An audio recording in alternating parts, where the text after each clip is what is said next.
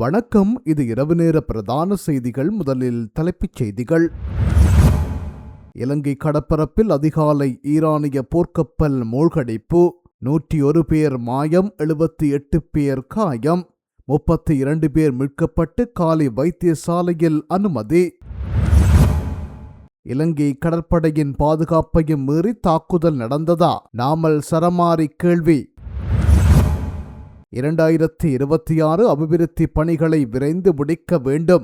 அதிகாரிகளுக்கு வடக்கு ஆளுநர் உத்தரவு. தரம் குறைந்த நிலக்கரியினால் 8,497 மில்லியன் ரூபாய் நட்டம். சாதாரண தர பரீட்சை பெறுபேறு ஏப்ரல் 30க்கு பின்னர் வெளியீடு. எரிபொருள் விநியோகத்தில் எவ்விதமான பாதிப்புமில்லை. போலியான விடயங்களை குறிப்பிட்டு மக்களை அச்சமூட்ட வேண்டாம். வலுசக்தி அமைச்சர் எதிர்க்கட்சியிடம் கோரிக்கை. கோட்டாவின் ஆட்சியில்தான் இப்ராஹிம் விடுவிக்கப்பட்டார். பிரதி அமைச்சர் மஹிந்த ஜேசிங்க சுட்டிக்காட்டு. புனர்வாழ்வளிக்கப்பட்ட தமிழ் விடுதலை புலிகள் கட்சியின் ஆண்டு விழா. கார்மோஸ் ஜலசந்தியில் முடங்கிய 700 கப்பல்கள். பல நாடுகளுக்கான எண்ணெய் விநியோகம் பாதிப்பு. கோர்மோஸ் நீரிணை முடக்கினால் இலங்கைக்கு எரிபொருள் கிடைக்குமா? விநியோக சங்கிலி குறித்து சஜித் எச்சரிக்கை. மத்திய கிழக்கு மோதல். இலங்கையின் பொருளாதார சவால்களை முறியடிக்க ஜனாதிபதி அலுவலகத்தில் இன்று உயர்மட்ட பேச்சு. ஈரானிய கப்பல் மூழ்கியமை பற்றி இலங்கை கடற்படையின் விசேட அறிவிப்பு. ஈரானுக்கு எதிராக ட்ரம்ப் மேற்கொள்ளும் நடவடிக்கை. காணாமல் ஆக்கப்பட்டோர் உறவுகள் சங்கம் வாழ்த்து. விடுதலை புலிகளை 2ஆக பிரிப்பதில் சிறப்பாக செயற்பட்டவர் சுரேஷ் சாலே. காலம் கடந்து வெளிவரும் தகவல். தொடர்பான விரிவான செய்திகள். இலங்கையின் தென் கடற்பரப்பில் காலி துறைமுகத்திலிருந்து சுமார் 25 மைல் தொலைவில் ஈரானிய கடற்படைக்கு சொந்தமான IRIS டெனா எனும் போர்க்கப்பல் தாக்குதலுக்குள்ளாகி மூழ்கியுள்ளதென்று பாதுகாப்புத்துறை தகவல்கள் தெரிவிக்கின்றன. சுமார் 180க்கு மேற்பட்ட ஊழியர்களுடன் பயணித்த இந்த மௌச் ரக போர்க்கப்பல் இன்று அதிகாலை விபத்துக்குள்ளானது. இது ஒரு வெளிநாட்டு நீர்மூழ்கி கப்பலிலிருந்து ஏவப்பட்ட ஏவுகணை தாக்குதலினால் மூழ்கடிக்கப்பட்டிருக்கலாம் என முதற்கட்ட தகவல்கள் தெரிவிக்கின்றன. கப்பலில் இருந்தவர்களில் 101 பேர் இதுவரை கண்டுபிடிக்கப்படவில்லை. இவர்கள் கடலில் மூழ்கி இருக்கலாம் என அஞ்சப்படுகின்றது. இந்த சம்பவத்தில் 78 பேர் காயமடைந்துள்ளனர். இலங்கை கடற்படையினரால் மீட்கப்பட்ட 32 மாலுமிகள் மேலதிக சிகிச்சைக்காக காலி கராப்பட்டிய போதனா வைத்தியசாலையில் அனுமதிக்கப்பட்டுள்ளனர். கடற்படையின் 2 கப்பல்கள் மற்றும் விமானப்படையின் ஒரு விமானம் தற்போது தேடுதல் மற்றும் மீட்பு பணிகளில் தீவிரமாக ஈடுபடுத்தப்பட்டுள்ளன. ஈரான், இஸ்ரேல், அமெரிக்கா ஆகிய நாடுகளுக்கு இடையே நிலவும் போர் பதற்றத்தின் ஒரு பகுதியாகவே இந்த தாக்குதல் பார்க்கப்படுவதாக எதிர்க்கட்சி உறுப்பினர்கள் நாடாளுமன்றத்தில் சுட்டிக்காட்டினர். பாதிக்கப்பட்ட மாலுமிகளுக்கு தேவையான அனைத்து மருத்துவ மற்றும் மனிதாபிமான உதவிகளும் வழங்கப்பட்டு வருகின்றன என்று வெளிவிவகார அமைச்சர் விஜித கேரத் நாடாளுமன்றத்தில் கூறியுள்ளார். சர்வதேச கடல்சார் ஒப்பந்தங்களின்படி மனிதாபிமான அடிப்படையிலேயே இந்த மீட்பு பணிகளை இலங்கை முன்னெடுத்து வருகிறது என்று கடற்படை பேச்சாளர் புத்திக சம்பத் தெரிவித்துள்ளார். இந்த சம்பவம் இலங்கையின் தேசிய பாதுகாப்பு மற்றும் சர்வதேச உறவுகளில் பெரும் தாக்கத்தை ஏற்படுத்தக்கூடும் என கருதப்படுகிறது. இலங்கை கடற்படை பாதுகாப்பு வழங்க வேண்டிய ஒரு வலயத்துக்குள் ஈரானிய கப்பல் மீதான தாக்குதலுக்கு எவ்வாறு அனுமதிக்கப்பட்டது என ஸ்ரீலங்கா பொதுஜன பெரமுனவின் தேசிய அமைப்பாளரும் நாடாளுமன்ற உறுப்பினருமான நாமல் ராஜபக்ச கேள்வி எழுப்பியுள்ளார். நாடாளுமன்றத்தில் இன்று உரையாற்றிய போதே அவர் இந்த கேள்வியை முன்வைத்துள்ளார். அவர் மேலும் உரையாற்றுகையில், இலங்கையின் பிரத்யேக பொருளாதார வலயத்துக்குள் அல்லது அதற்கு மிக அருகாமையில் உள்ள சர்வதேச கடற்பரப்பில் ஈரானிய கப்பல் மீது தாக்குதல் இடம்பெற்றுள்ளது என்று சர்வதேச ஊடகங்கள் செய்தி வெளியிட்டுள்ளன. இலங்கை கடற்படையினர் சம்பவ இடத்துக்கு சென்று காயமடைந்தவர்களை மீட்டு காலி போதனா வைத்தியசாலையில் அனுமதித்துள்ளனர். இந்த சம்பவத்தை தொடர்ந்து சுமார் 101 பேர் காணாமல் போயுள்ளதாக அல்லது காணாமல் போயிருக்கலாம் என நம்பப்படுகிறது. இத்தகைய பின்னணியில் இந்த கப்பல் எங்கிருந்து வந்தது? இது இந்தியாவின் விசாகப்பட்டினத்தில் நடைபெற்ற சர்வதேச கடற்படை பயிற்சியில் கலந்து கொண்டு விட்டு அரபிக்கடலை நோக்கி திரும்பிக் கொண்டிருந்த கப்பலா அல்லது இலங்கை நோக்கி வருகை தந்த கப்பலா? இலங்கை கடற்படை பாதுகாப்பு வழங்க வேண்டிய ஒரு வலயத்துக்குள் இத்தகைய தாக்குதல் எப்படி அனுமதிக்கப்பட்டது? இந்த விவரங்களை அரசு வெளிப்படுத்த வேண்டும் என அவர் குறிப்பிட்டுள்ளார். மத்திய கிழக்கு பிராந்தியத்தில் தற்போதைய போர்ச்சூழல் காரணமாக இலங்கையின் பொருளாதாரத்தில் ஏற்படக்கூடிய தாக்கம் மற்றும் அதை நிர்வகிக்க எடுக்கக்கூடிய உடனடி நடவடிக்கைகள் குறித்து ஆராய்வதற்கான கலந்துரையாடல் ஜனாதிபதி அனுரகுமார திசாநாயக்க தலைமையில் இன்று முற்பகல் ஜனாதிபதி அலுவலகத்தில் நடைபெற்றது. எதிர்காலத்தில் அதிகரிக்கக்கூடிய நிலைமைகளை கணிப்பது சாத்தியமற்றது என்றாலும் அனைத்து துறைகளிலும் ஏற்படக்கூடிய சூழ்நிலைகளை தொடர்ந்து கண்காணித்து அந்த சவால்களை வெற்றி கொள்ள ஒன்றிணைந்து செயற்பட வேண்டும் என்று ஜனாதிபதி இங்கு சுட்டிக்காட்டியுள்ளார். எரிபொருள் மற்றும் எரிவாயு விநியோகம் தொடர்பில் எதிர்காலத்தில் ஏற்படக்கூடிய சவால்கள் மற்றும் கையிருப்பு தேவைகளை நிர்வகித்தல், சுற்றுலா, ஏற்றுமதி, முதலீடு போன்ற துறைகளிலும் உணவு பாதுகாப்பு குறித்து ஏற்படக்கூடிய நிலைமைகள் மற்றும் இதன் மூலம் இந்த நாட்டில் பணவீக்கத்தில் ஏற்படுத்தக்கூடிய தாக்கம் தொடர்பிலும் அதை நிர்வகிக்க எடுக்க வேண்டிய நடவடிக்கைகள் குறித்தும் இங்கு விரிவாக கலந்துரையாடப்பட்டன. இந்த சூழ்நிலையினால் இலங்கை தற்போது அடைந்துள்ள பொருளாதார ஸ்திரத்தன்மைக்கும் சாதாரண மக்களின் வாழ்க்கைக்கும் ஏற்படும் தாக்கத்தை குறைத்து பணவீக்கத்தை கட்டுப்படுத்தும் வழிமுறைகள் குறித்து கவனம் செலுத்துமாறு ஜனாதிபதி அதிகாரிகளுக்கு அறிவுறுத்தியுள்ளார். நாட்டில் தற்போது போதுமான உணவு கையிருப்பு உள்ளதாகவும் எதிர்காலத்தில் ஏற்படக்கூடிய நெருக்கடிகளை கருத்தில் கொண்டு தேவையான நடவடிக்கைகளை எடுக்க திட்டமிடப்பட்டுள்ளதாகவும் வர்த்தக வாணிப உணவு பாதுகாப்பு மற்றும் கூட்டுறவு அபிவிருத்தி அமைச்சின் செயலாளர் சுட்டிக்காட்டினார். முதலீட்டு துறையில் ஏற்படக்கூடிய வாய்ப்புகளை பயன்படுத்திக் கொள்வது குறித்தும் கவனம் செலுத்திய ஜனாதிபதி அதன்போது திட்டமிட்ட ரீதியில் எடுக்கப்படும் நடவடிக்கைகளின் அவசியத்தை சுட்டிக்காட்டியதுடன் தரவு மையங்கள் போன்ற புதிய தொழில்நுட்பங்களை பயன்படுத்தும் முதலீடுகளை ஊக்குவிப்பதற்காக சலுகை பொதியை தயாரிக்குமாறும் பொருளாதாரம் தொடர்பான ஜனாதிபதியின் சிரேஷ்ட ஆலோசகர் கான்ஸ் விஜயசூரியவின் தலைமையில் இந்த விடயங்களை ஆராயவும் நிதியமைச்சுக்கு அறிவுறுத்தினார். ஜனாதிபதியின் செயலாளர் கலாநிதி நந்திக சனத் குமார் நாயக்க, ஜனாதிபதி பணிக்குழாம் பிரதானி பிரபா சந்திரகீர்த்தி, ஜனாதிபதியின் சிரேஷ்ட பொருளாதார ஆலோசகர் துமிந்தகீலிங்கமுவ, நிதி திட்டமிடல் மற்றும் பொருளாதார அபிவிருத்தி அமைச்சின் செயலாளர் கலாநிதி கர்சன சூரிய பெரும, வர்த்தக வாணிப உணவு பாதுகாப்பு மற்றும் கூட்டுறவு அபிவிருத்தி அமைச்சின் செயலாளர் KA பிமேந்திர ராசா, ஜனாதிபதியின் சிரேஷ்ட மேலதிக செயலாளர் GMRG அபோன்சு, சுங்கப்பணிப்பாளர் நாயகம் சீவலி அருங்கொடை, இலங்கை துறைமுக அதிகார சபையின் தலைவர் பராக்கிரம திசாநாயக்க ஆகியோருடன் நிதி திட்டமிடல் மற்றும் பொருளாதார அபிவிருத்தி அமைச்சு, இலங்கை மத்திய வங்கி மற்றும் இலங்கை முதலீட்டு சபை போன்ற துறைசார் நிறுவனங்களை பிரதிநிதித்துவப்படுத்தும் சிரேஷ்ட அதிகாரிகள் பலர் இந்த நிகழ்வில் கலந்து கொண்டிருந்தனர். எதிர்வரும் மாகாண சபை தேர்தல்களில் சகல தமிழ் தேசிய கட்சிகளும் ஒன்றுபட வேண்டும். அன்றையில் தேசிய மக்கள் சக்தி வடமாகாண சபையை கைப்பற்றும். அதன் பின்னர் நாம் தமிழ் தேசியம் பற்றி பேசுவதற்கு தகுதியற்றவர்களாகி விடுவோம் என டெலோவின் பாராளுமன்ற குழு தலைவர் செல்வம் அடைக்கலநாதன் எச்சரித்துள்ளார். மறைந்த மூத்த ஊடகவியலாளர் பாரதி ராஜநாயகத்தின் ஓராண்டு நினைவஞ்சலி கூட்டம் கடந்த ஞாயிற்றுக்கிழமை கொழும்பு தமிழ் சங்கத்தில் நடைபெற்றது. இந்த நிகழ்வில் கலந்து கொண்டு சிறப்புரை ஆற்றுகையிலேயே அவர் மேற்கண்டவாறு குறிப்பிட்டுள்ளார். அங்கு அவர் மேலும் கூறியதாவது, ஊடகப் பணி என்பதும் அச்சுறுத்தல் மிக்க வேவுவாக்கும் பணியை ஒத்ததாகும். ஊடகவியலாளர்கள் வழியில் செல்லும் போது வயிற்றில் நெருப்பை கட்டி கொண்டு இருக்க வேண்டிய காலம் ஒன்று இருந்தது. எமது இனம் முகங்கொடுக்கும் பிரச்சனைகளையும் தீர்வுகளையும் பற்றி எழுதுவதே பயங்கரவாத செயற்பாடாக பார்க்கப்பட்ட காலம் இருந்தது. கடந்த காலங்களில் கொல்லப்பட்ட ஊடகவியலாளர்கள் தொடர்பில் விசாரணைகளை முன்னெடுப்பதற்கு விசேட ஆணைக்குழு ஒன்று நிறுவப்பட வேண்டும். அடுத்ததாக தமிழ் தேசிய அரசியல் கட்சிகளுக்கு இடையிலான ஒற்றுமை விவகாரம் அதிக கவனம் பெற்றிருக்கிறது. கடந்த காலங்களில் கட்சிகளுக்கு இடையே நிலவிய ஒற்றுமையின்மையின் விளைவாகவே தமிழர்கள் தேசிய மக்கள் சக்திக்கு வாக்களித்தனர். இவ்வாறானதொரு பின்னணியில் எதிர்வரும் மாகாண சபை தேர்தல்களில் சகல தமிழ் தேசிய கட்சிகளும் ஒன்றுபட வேண்டும். அன்றையில் தேசிய மக்கள் சக்தி வடமாகாண சபையை கைப்பற்றும். அதன் பின்னர் நாம் தமிழ் தேசியம் பற்றி பேசுவதற்கு தகுதியற்றவர்களாகி விடுவோம் என அவர் குறிப்பிட்டுள்ளார். மத்திய கிழக்கு நாடுகளில் நிலவும் அமைதியற்ற சூழலினால் எரிபொருள் விநியோகத்துக்கு எந்தவித பாதிப்போ அல்லது தாமதமோ ஏற்படாது. எரிபொருள் விநியோக கட்டமைப்பு தொடர்பில் அச்சமூட்டி மக்களை தவறாக வழிநடத்த வேண்டாம் என்று எதிர்க்கட்சிகளின் உறுப்பினர்களிடம் கேட்டுக் கொள்கின்றோம் என வலுசக்தி அமைச்சர் குமார ஜெயக்கொடி தெரிவித்துள்ளார். பாராளுமன்றத்தில் நேற்று செவ்வாய்க்கிழமை நடைபெற்ற அமர்வில் வாய்மூல விடைக்கான வினாக்கள் வேளையின் போது ஐக்கிய மக்கள் சக்தியின் பாராளுமன்ற உறுப்பினர் கெக்டர் அப்புகாமி முன்வைத்த கேள்விகளுக்கு பதிலளிக்கையில் மேற்கண்டவாறு குறிப்பிட்டுள்ளார். அங்கு அவர் மேலும் உரையாற்றியதாவது, மத்திய கிழக்கு நாடுகளில் நிலவும் அமைதியற்ற நிலைமையை அரசாங்கம் என்ற ரீதியில் எம்மால் கட்டுப்படுத்த முடியாது. இருப்பினும் அதனால் ஏற்படும் பாதிப்புகள் மற்றும் நெருக்கடி நிலைமைகளை அரசாங்கம் என்ற ரீதியில் முகாமித்துவம் செய்ய முடியும். எரிபொருள் விநியோகத்துக்கு எந்தவித பாதிப்போ அல்லது தாமதமோ ஏற்படாது. நாட்டில் தற்போது எரிபொருள் விநியோகம் வழமைக்கு திரும்பியுள்ளது. எரிபொருள் விநியோக கட்டமைப்பு தொடர்பில் அச்சமூட்டி மக்களை தவறாக வழிநடத்த வேண்டாம் என்று எதிர்க்கட்சிகளின் உறுப்பினர்களிடம் கேட்டுக்கொள்கின்றோம். இறக்குமதி செய்யப்படும் மசகு எண்ணெய் தொகையை சுத்திகரித்து அவற்றை களஞ்சியப்படுத்தி வைப்பதற்கான வசதிகள் போதுமானதாக இல்லை.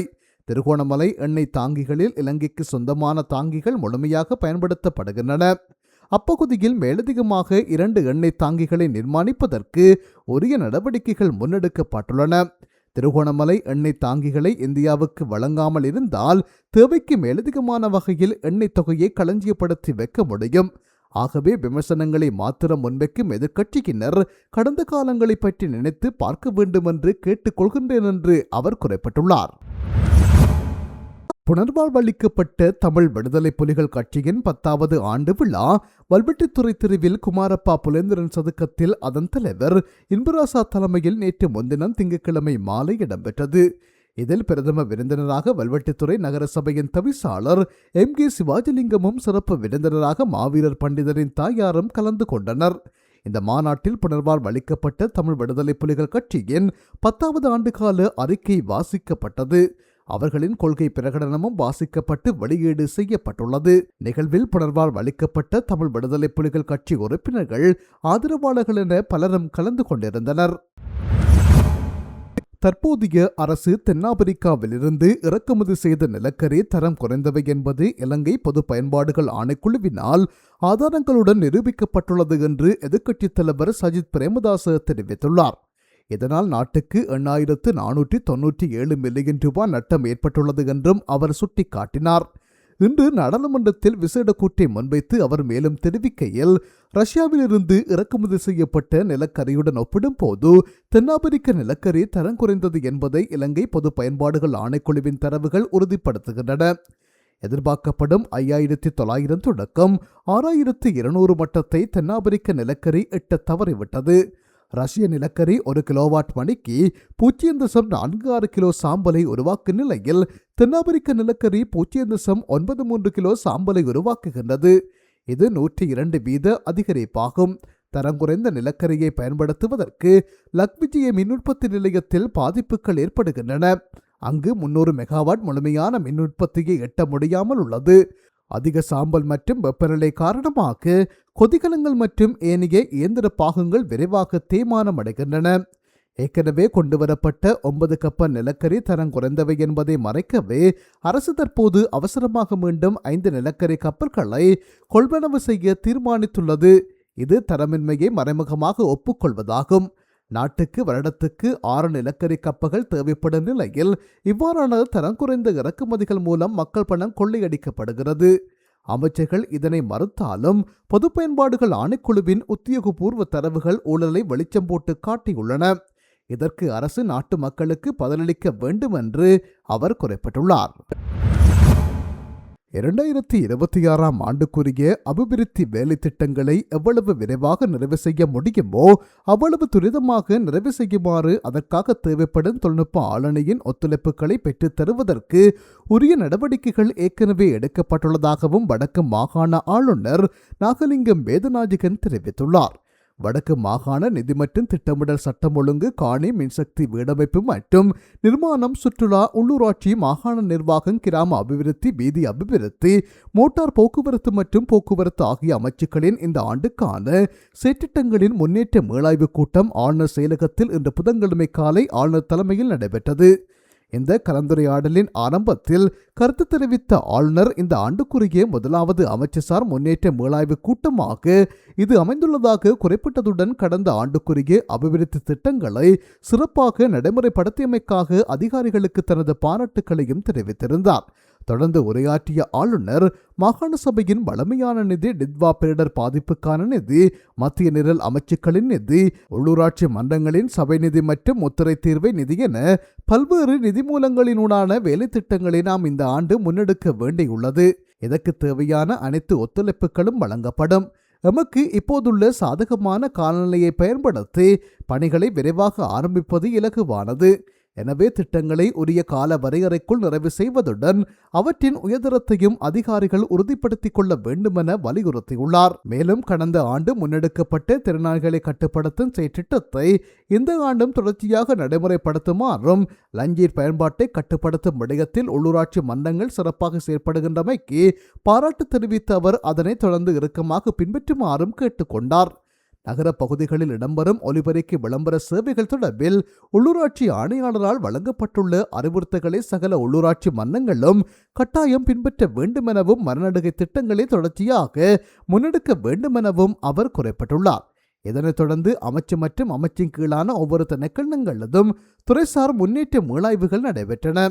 2026 ஆண்டுக்குரிய வேலை திட்டங்களுக்கான கேள்வி பத்திரங்கள் தற்போது கோரப்பட்டு வருவதாக இதன்போது அதிகாரிகளால் தெரிவிக்கப்பட்டுள்ளது. பின்னர் நடைபெற்ற திறந்த கலந்துரையாடலின் போது உள்ளூராட்சி மன்றங்களுக்கு சொந்தமான வீதிகளை புனரமைப்பதற்கு மாவட்ட செயலாளர்கள் தெரிவு செய்யும் போது உள்ளூராட்சி மன்றங்களிடம் எவ்வித ஆலோசனைகளும் பெறப்படுவதில்லை என சுட்டிக்காட்டப்பட்டது. உள்ளூராட்சி மன்றங்கள் தமது சொந்த நிதியிலோ அல்லது வேறு திட்டங்களின் கீழோ வீதிகளை புனரமைக்க தீர்மானித்திருக்கும் நிலையில் அதே வீதிகளை வேறொரு திட்டத்தின் கீழ் புனரமைப்பதற்கு மாவட்ட செயலகங்கள் தன்னிச்சையாக தீர்மானங்கள் மேற்கொள்வதனால் ஏற்படும் முரண்பாடுகள் தொடர்பில் ஆளுநரின் கவனம் ஈர்க்கப்பட்டது. அத்துடன் மாவட்ட செயலகங்களால் வழங்கப்படும் வேலைகளை முன்னெடுக்கும் போது ஒவ்வொரு மாவட்டத்திலும் ஒவ்வொரு விதமான நிர்வாக செலவினங்கள் வழங்கப்படுகின்றமை தொடர்பிலும் சுட்டிக்காட்டப்பட்டது. முன்னேற்ற மீளாய்வு கூட்டத்தில் வடக்கு மாகாண ஆளுநரின் செயலாளர், உள்ளூராட்சி அமைச்சின் செயலாளர், பிரதி பிரதம செயலாளர்கள், மாகாண உள்ளூராட்சி ஆணையாளர், மாகாண பணிப்பாளர்கள், மாநகர சபைகளின் ஆணையாளர்கள், உள்ளூராட்சி உதவி ஆணையாளர்கள், உள்ளூராட்சி மன்றங்களின் செயலாளர்கள் மற்றும் பொறியியலாளர்கள் உள்ளிட்ட பல உயர் அதிகாரிகள் பங்கு பெற்றிருந்தனர். 14 பில்லியன் அவை அந்த வகையில் இந்த முறை 6 பில்லியனும் மிச்சம் அவை அந்த வேலையும் செய்ய வேண்டி இருக்குது. எங்களுக்கு சில பிரச்சனை இருக்குது. இந்த புதிய ஆலனி பெற்றாக்குறது இருக்குது. டெக்னிக்கல் ஆஃபீஸர்ஸை பொறுத்தவரை எங்களுக்கு 69 பேருக்கு எங்களுக்கு அப்ரூவல் கிடைச்சது. 69 தான் வேகண்டாக இருந்தது. கிடைச்சதான் நாங்கள் கால் பண்ணி செய்ய எங்களுக்கு 34 பேர் தான் தேவைப்படுது. ஏன்னா அது இல்லாமல் திருப்பி எஸ்ஓஎஸ் மாற்றி கால் பண்ணியாச்சு. இப்போ 83 பேர் அதில் சவுதியானவர்களாக இருக்கணும். அதனுடைய நினைக்கிறேன் இந்த மிச்சம் கிட்டத்தட்ட மிச்சம் 30 வேகன்சியெல்லாம் ஃபில் பண்ணப்பட மாட்டேன் நினைக்கிறோம். அடுத்ததுக்கு போவோம். அப்போ அது செய்யப்படும். மற்றது பொறியியலாளர் இந்த பிரச்சனைகளுக்கு இப்போ நாங்கள் கட்டாயம் செய்ய வேண்டிய எல்லாரையும் இந்த நிதிகளையும் நாங்கள் பூரணமாக செலவழிக்க முடியாது. அதுக்கு உள்ள ஆலனியாக கட்டாயம் அரேஞ்ச் பண்ணி கொடுக்க வேண்டிய தேவை இருக்குது. மொத்தம் கிட்டத்தட்ட 5000 மில்லியன் இன்னொன்று நாங்கள் லோக்கல் கவர்மெண்ட் ஹேண்டில் பண்ண வேண்டிய நிலைமை இருக்குது. அந்த சரியான மெசிவ் வேர்க் லோட்ஸ் இந்த வழக்கமாக 1500 1300 மில்லியன்லாம் இருக்கிறாங்க. கால் பண்ணுறது 2026க்கான டெண்டர்கள் வந்து எஸ்டிமேட் எல்லாம் ப்ரிப்பரேஷனில் இருக்குது. கைன எஸ்டிமேட் வந்து நாங்கள் கால் பண்ண தொடங்கியாச்சு. நம்ம ஜெஃப்னால் வந்து 186 வேர்க்கில் வந்து 144 எஸ்டிமேட் அண்டர் ப்ரிப்பரேஷன். இன்ஜினியர்ஸ் தெரியணுன்றதுக்காக நாங்கள் 2 கேட்டகரைஸ் பண்ணி டிஸ்பாவும் 5 மில்லியனுக்கு உட்பட்டதுகள் எஸ்டிமேட் பண்ண தொடங்கியாச்சு. 5 மில்லியனுக்கு மேற்பட்டது மாதிரி டிஓமேட்டே சைட் எல்லாத்தையும் ஃபைனலைஸ் பண்ணி சொல்லியிருக்கேன். வவுனியாவில் மன்னாரில் முல்லைத்தீவில் பாடசாலை பிள்ளைகளும் அதே போல் ஆசிரியர்களும் பள்ளிக்கூட பாடசாலைகளுக்கு அந்த பாடசாலை அணுகுவதற்கான பல இடர்பாடுகள் உள்ள ரூட்டுகள் அடையாளம் காணப்பட்டு கல்வி கணக்கில் அதாவது செட்டிக்குள்ளார அதிபருக்குள்ளார அந்த இடம் அடையாளம் காணப்பட்டு அந்த எந்தெந்த ரூட்டுக்கு கிளஸ்டர் பண்ணினா அந்த பிள்ளைகளை ஏற்றி கொண்டு வரையிலுமோ ஆசிரியரும் அதுக்கேற்ற மாதிரி கொடுக்கணும். அதுக்கேற்ற மாதிரி இருக்காது. இப்போ எங்களுக்கு வவுனியா பொறுத்தவரையில் வவுனியா வடக்கு வவுனியா தெற்கு ரெண்டும் எங்களுக்கு அந்த ரூட்களும் தந்துக்குது. ஒன்றங்கள் அந்த வவுனியாவில் இருக்கிற மல்டிபர்பஸ் ட்ரைனிங் சென்டரை ரினோவேட் பண்ணணும். அது கொஞ்சம் அந்த ஆட்கள் நிற்கிறது. இப்போ வந்து கொஞ்சம் கனகால் அதை ரினோவேட் பண்ணி அப்போ அதுக்கு ரினோவேஷனுக்கு 1.5 மில்லியன் கொடுத்தாங்க. வேறு கிரேடிங் ஆஃப் சொசைட்டிஸுக்கு வந்து கூட அதில் நாங்கள் ஒரு 28 மில்லியன் ஒரு ஏர்ஜென்ட் ஒர்க்குன்னு சொல்லி ஒரு கிட்டத்தட்ட மழை காலத்துக்கிட்ட தான் அதை நாங்கள் பாவிக்கிறோம். நாங்கள் வறுமையாக அப்போ அதுக்கு ஒரு 28 மில்லியன் கொடுத்துருக்கோம். டிஸ்ட்ரிக்ட் வைஸாக பார்த்தா ஜெஃப்னாவில் வந்து 300 மில்லியன் பிஎஸ்டிஜி. அதில் வந்து 5 வேலையும் டெண்டர் போட் பண்ணி இன்றைக்கு ஓப்பனிங் நடக்குது. மற்ற கிளிநொச்சியில் 210 மில்லியன் அது 3 வேலை கோல் பண்ணிட்டேன். 25ஆம் தேதி ஓப்பனிங் இருக்குது. முல்லை வழங்குறதுக்கு 30 மில்லியன் ஒதுக்கினாங்க. 7 மில்லியன் வந்து டிஎஸ் ஆஃபீஸ்களில் இருக்கிற லேண்ட் பிராஞ்சுகளுக்கு தேவையான உபகரணங்களை பெற்றுக் கொடுக்குற வேலையில் வந்து அந்த 7 மில்லியனுங்களால் செய்யலாம். அந்த அதிலும் வந்து இருக்கிற ஒர்க் லோடுன்ற அடிப்படையில் தான் நாங்கள் அந்த அதையும் வந்து பயந்து செய்யலாம். 1 மில்லியன் வந்து கெப்பாசிட்டி. இப்ராஹிம் பற்றி எதிர்க்கட்சியினர் குறிப்பிடுகிறார்கள். இந்த இப்ராஹிம் யாருடைய ஆட்சியில் விடுவிக்கப்பட்டார் என்பதையும் குற்றச்சாட்டுகளை முன்வைக்கும் எதிர்க்கட்சியினர் குறிப்பிட வேண்டும். 2022 5ஆம் மாதம் 25ஆம் தேதி நாமல் ராஜபக்சவின் சித்தப்பாவான கோட்டாபய ராஜபக்சவின் ஆட்சியில்தான் இப்ராஹிம் விடுவிக்கப்பட்டுள்ளார். இவர்கள் தற்போது இதனை குறிப்பிடுவதில்லை என தொழில் பிரதி அமைச்சர் மஹிந்த ஜேசிங்க தெரிவித்துள்ளார். பாராளுமன்றத்தில் நேற்று செவ்வாய்க்கிழமை நடைபெற்ற அந்நிய செலாவணி சட்டத்தின் கீழான கட்டளைகள் மீதான விவாதத்தில் உரையாற்றுகையில் மேற்கண்டவாறு குறிப்பிட்டுள்ளார். அங்கு அவர் மேலும் உரையாற்றியதாவது, மத்திய கிழக்கு நாடுகளில் வாழும் இலங்கைகளின் பாதுகாப்பை உறுதிப்படுத்துவதற்கு அரசாங்கம் உரிய நடவடிக்கைகளை மேற்கொண்டுள்ளது. யுத்தத்தினால் ஏற்படும் தாக்கங்களிலிருந்து மீள்வதற்கு உரிய நடவடிக்கைகளை மேற்கொள்ளப்பட்டுள்ளது. மத்திய கிழக்கு நாடுகள் பதற்ற நிலையையும் எதிர்க்கட்சியினர் தமது குறுகிய அரசியல் நோக்கங்களுக்காக பயன்படுத்திக் கொள்வார்கள். எங்காவது 10 முதல் 15 பேர் போராட்டத்தில் ஈடுபட்டதனால் எதிர்க்கட்சித் தலைவர் அங்கு சென்று அமர்ந்து கொள்கிறார். இப்ராஹிம் பற்றி எதிர்க்கட்சியினர் குறிப்பிடுகிறார்கள். இந்த இப்ராஹிம் யாருடைய ஆட்சியில் விடுவிக்கப்பட்டார் என்பதையும் குற்றச்சாட்டுகளை முன்வைக்கும் எதிர்க்கட்சியினர் குறிப்பிட வேண்டும். 2022 5ஆம் மாதம் 25ஆம் தேதி நாமல் ராஜபக்சவின் சித்தப்பாவான கோட்டாபய ராஜபக்சவின் ஆட்சியில் தான் இப்ராஹிம் விடுவிக்கப்பட்டார். இவர்கள் தற்போது இதனை குறிப்பிடுவதில்லை. யாரை விடுவிக்க வேண்டும், யாரை கைது செய்ய வேண்டும் என அரசாங்கத்தால் தீர்மானிக்க முடியாது. நீதிமன்றத்தின் தீர்மானங்களுக்கு அமைவாகவே அனைத்தும் இடம்பெறும். அண்மையில் கைது செய்யப்பட்ட இராணுவ அதிகாரி தொடர்பிலும் பேசப்படுகிறது. முறையான விசாரணைகளுக்கு அமைவாகவே இவர் கைது செய்யப்பட்டுள்ளார். இந்த விடயத்தில் எதிர்க்கட்சியினர் ஏன் கலக்கம் அடைகின்றார்கள் என்று தெரியவில்லை என அவர் குறிப்பிட்டுள்ளார். 2025ஆம் ஆண்டுக்கான கல்வி பொதுத்தராதர சாதாரணதர பரீட்சை பெறுபவர்கள் ஏப்ரல் மாதம் 30ஆம் தேதிக்கு பின்னரே வெளியிடப்படும் என பரீட்சைகள் ஆணையாளர் நாயகம் AKS இந்திகா குமார லியனகே தெரிவித்துள்ளார். இந்த ஆண்டுக்கான விடைத்தாள் மதிப்பீட்டு பணிகள் 2 கட்டங்களாக நடைபெறவுள்ளன. இதன்படி முதலாம் கட்டம் மார்ச் 12ஆம் தேதி முதல் 23ஆம் தேதி வரையும், 2ஆம் கட்டம் ஏப்ரல் 1ஆம் தேதி முதல் 10ஆம் தேதி வரையும் நடைபெறவுள்ளது. இந்த மதிப்பீட்டு மற்றும் செயல்முறை பரீட்சை நடவடிக்கைகள் நிறைவடைந்த உடனேயே பெறுபவர்களை வெளியிடுவதற்கான இறுதி திகதி தீர்மானிக்கப்படும் என பரீட்சைகள் ஆணையாளர் நாயகம் மேலும் தெரிவித்துள்ளார். மத்திய கிழக்கு பிராந்தியத்தில் ஏற்பட்டுள்ள பாதுகாப்பு ஸ்திரத்தன்மை இலங்கையின் தேசிய பாதுகாப்பு மற்றும் பொருளாதாரத்தில் நேரடியான தாக்கத்தை ஏற்படுத்தும் என்று நாடாளுமன்றத்தில் சுட்டிக்காட்டிய எதிர்க்கட்சித் தலைவர் சஜித் பிரேமதாச அரசிடம் விளக்கங்களையும் கோரியுள்ளார். மத்திய கிழக்கின் பல்வேறு நாடுகளில் பணிபுரியும் இலங்கைகளின் துல்லியமான எண்ணிக்கை எவ்வளவு? போர் உக்கிரமடைந்ததால் அவர்களை பாதுகாப்பாக வெளியேற்ற வேண்டிய விமான போக்குவரத்து அல்லது மாற்று வழிமுறைகள் தயார் நிலையில் உள்ளனவா? தூதரகங்களில் 24 மணி நேர அவசர தொடர்பு சேவைகள் மற்றும் தங்குமிடம் மருத்துவ வசதி வழங்கும் அலகுகள் உள்ளனவா? கார்மோஸ் நீரிணை கடல்வழி பாதை பாதிக்கப்பட்டால் இலங்கைக்கான கச்சா எண்ணெய் மற்றும் சுத்திகரிக்கப்பட்ட எரிபொருள் விநியோகத்தை உறுதி செய்ய மாற்று வழிகள் என்ன?